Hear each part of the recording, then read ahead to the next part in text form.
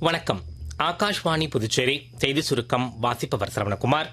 பிரதமர் திரு நரேந்திர மோடி இன்று அசாம் முதலமைச்சர் திரு ஹிமந்த பிஸ்வா சர்மா, சிக்கிம் முதலமைச்சர் திரு பிரேம் சிங் தமாங் ஆகியோரை தொடர்பு கொண்டு மழை வெள்ள நிலவரங்கள் குறித்து கேட்டறிந்தார். நிலவரங்கள் குறித்து பிரதமர் கவலை வெளியிட்டு நிவாரணப் பணிகளுக்கு தேவையான எல்லா உதவிகளையும் மத்திய அரசு வழங்கும் என அவர் உறுதியளித்தார்.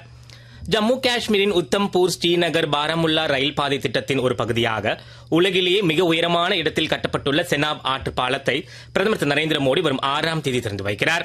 தீவிரவாதத்திற்கு எதிரான இந்தியாவின் நிலைப்பாடுகளை வெளிநாட்டவர்களிடம் எடுத்துக் கூறுவதற்கான அனைத்துக் கட்சி பிரதிநிதி குழுக்களில் பிஜேபி நாடாளுமன்ற குழுவினர் திரு பைஜெயந்த் பாண்டா தலைமையிலான குழுவினர் அல்ஜீரியா, குவைத் உள்ளிட்ட நாடுகளுக்கான பயணத்தை முடித்துக் கொண்டு இன்று புதுடில்லி திரும்பியுள்ளனர்.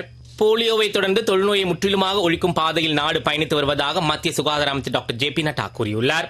இன்று பெலகாவியில் KLE உயர்கல்வி நிறுவனத்தின் பட்டமளிப்பு விழாவில் அவர் உரையாற்றினார். புதுச்சேரியில் கொரோனா பரவல் ஏற்பட்டால் நிலைமைகளை எதிர்கொள்ள எல்லா முன்னெச்சரிக்கை நடவடிக்கைகளும் எடுக்கப்பட்டுள்ளதால் பொதுமக்கள் கொரோனா குறித்து அச்சப்பட தேவையில்லை என்று முதலமைச்சர் திரு ரங்கசாமி கூறியுள்ளார். புதுச்சேரியில் கலை பண்பாட்டுத்துறையின் கீழ் செயல்படும் தமிழ் வளர்ச்சி சிறகத்தின் ஆண்டறிக்கையை முதலமைச்சர் திரு ரங்கசாமி சட்டப்பேரவையில் உள்ள தமது அலுவலகத்தில் இன்று வெளியிட்டார்.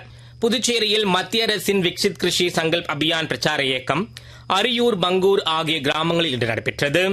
கால்நடை வளர்ப்பு, தீவன மேலாண்மை, மீன் வளர்ப்பு, மீன்கழிவு மேலாண்மை மற்றும் மண்வள அட்டையின் முக்கியத்துவம் குறித்து நிபுணர்கள் விவசாயிகளுக்கு எடுத்துக் கூறினர். IPL கிரிக்கெட்டில் இன்றிரவு அகமதாபாத்தில் நடைபெறும் இறுதிப் போட்டியில் பெங்களூர், பஞ்சாப் அணிகள் மோத உள்ளன. இத்துடன் இந்த செய்தி சுருக்கம் நிறைவு பெறுகிறது. எமது அடுத்த செய்தி சுருக்கம் இரவு 7:58 மணிக்கு.